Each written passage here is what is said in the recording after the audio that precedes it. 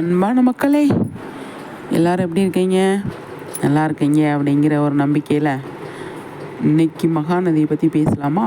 சூப்பரான ஒரு எபிசோடாக இருக்கும் அப்படின்னு நினச்சா அதே தாங்க. புது ஃபேமிலி அவங்க எந்த மாதிரி எடுத்துகிட்டு போகிறாங்க அப்படிங்கிறத நம்ம பார்த்தோம். அவங்க தெளிவாக பக்காவாக டாக்குமெண்ட் ஒன்று ஒன்றா எடுத்து காட்டிக்கிட்டு இருக்காங்க. வீடு இருக்குது, தோட்டம் இருக்குது, எஸ்டேட்டு வேறு இருக்குதான், எல்லாம் எடுத்து காட்டிகிட்டு இருக்காங்க. சரிங்களா? விஜய் என்ன பண்ணிட்டாரு, போலீஸுக்கு ஃபோன் பண்ணிட்டாரு. போலீஸ் 2 தரப்பையும் கேட்டுக்கிட்டு இருக்காங்க. 2 பேரை அடித்து மல்லு கட்டிக்கிட்டு இருக்காங்க. 2 பேருமே சண்டை போடுறாங்க. நீ என்ன நான் என்ன அப்படின்னு சண்டை போடுறாங்க. போலீஸ் பேசாமல் இருங்கம்மா அப்படிங்கிற மாதிரி சொல்கிறாங்க. இப்போ எனக்கு பசுபதியை பற்றி பேசுகிறாங்க. அப்போ பசுபதி தான் காரணமாக இருக்குமோ அப்படின்னு சொல்லி எல்லாருமே நினைக்கிறாங்க. நம்மளும் கூட அதை பற்றி பேசியிருந்தோம். எனக்கு தெரிஞ்சு பசுபதிக்கும் இதுக்கும் சம்மந்தம் இருக்காதுன்னு தாங்க தோணுது. பசுபதியை பற்றி அவங்க சொன்னப்போ பசுபதின்னு ஒருத்தர் இருந்தார், அவருக்கெல்லாம் தெரியும் நாங்கள் இருக்கிறது அப்படிங்கிற மாதிரி சொல்லுவாங்க. ஆனால் பசுபதியை நேரடியாக இவங்க பார்க்காம பசுபதி வேறவங்க மூலியத்தில் ஏதாவது இவங்களை வர வைக்கிறதுக்கு அவர் ஐடியா பண்ணியிருப்பாரோ அப்படின்னு தான் நான் நினைக்கிறேன். நேரடியாக பசுபதி இவங்கக்கிட்ட பேசியிருக்கிறதுக்கு வாய்ப்பு கம்மி தான். விஜய் பயங்கரமாக டென்ஷன் ஆகுறாரு. என்னடா இப்படி ஆயிடுச்சு அப்படின்னு சொல்லிட்டு போலீஸுக்கு ஃபோன் பண்ணும்போது பையன்ற கேரக்டர் பண்ணிகிட்டு இருக்கார் இல்லையா, அவர்கிட்ட கேட்குறாரு.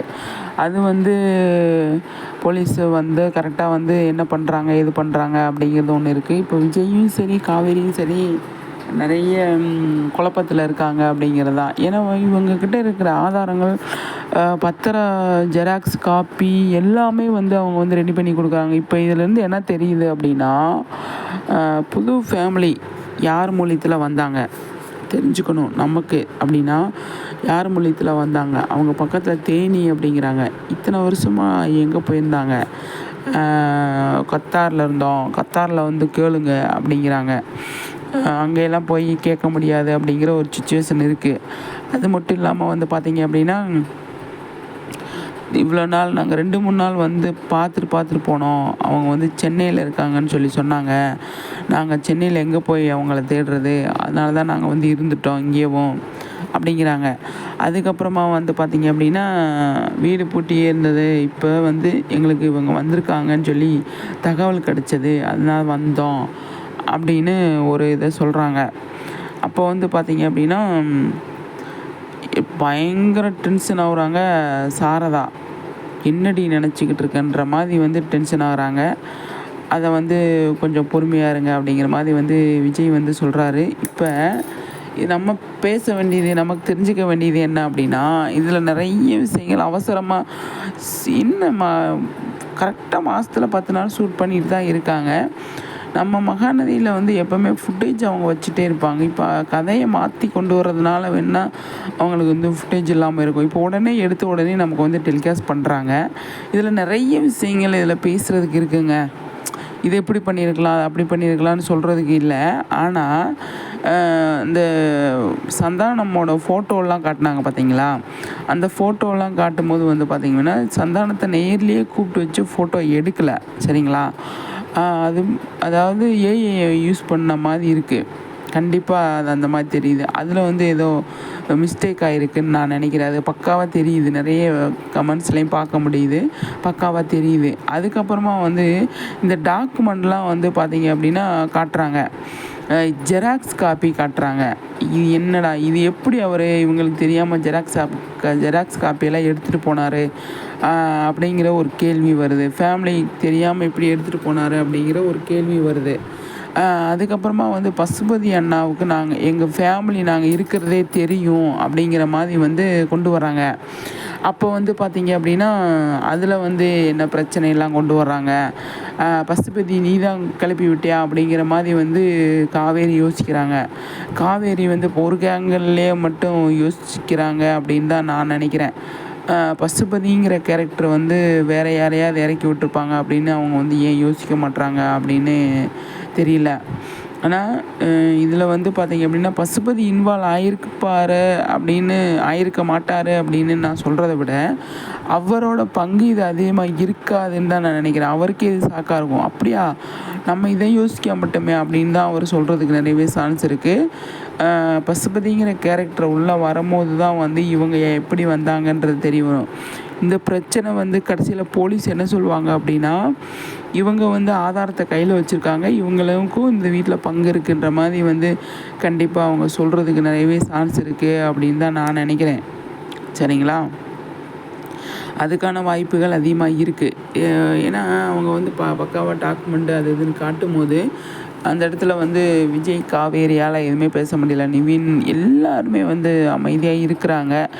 சாரதா அந்த இடத்துல மயக்கம் போட்டு வேற விழுந்துட்டாங்க.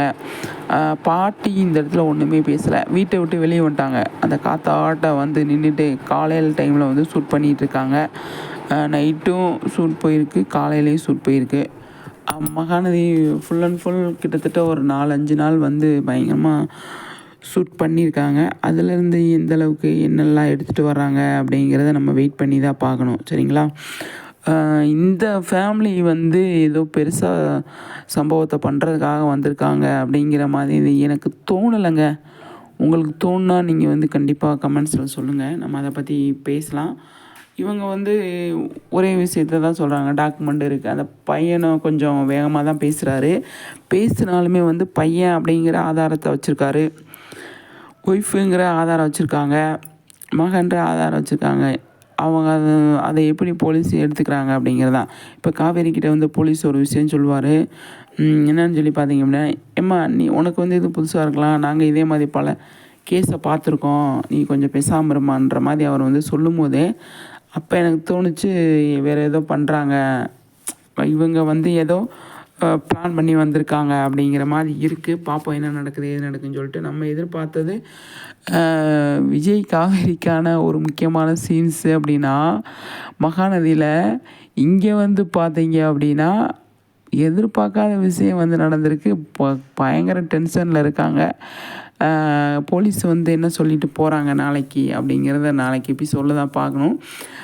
நைட்டு கீட்டிங்கு எதுவும் கிடையாது. அதாவது சும்மா அவங்க பர்சனல் ஷூட்டு இல்லாமல் அவங்க வேறு நார்மல் டைமில் போயிருப்பாங்களோ அப்படின்னு சொல்லி தோணுதுங்க. ஃப்ரீ டைமில் தான் அது போகிறதுக்கு அரசு இருக்குது, போயிடலாம், வந்தோம் அப்படிங்கிற மாதிரி.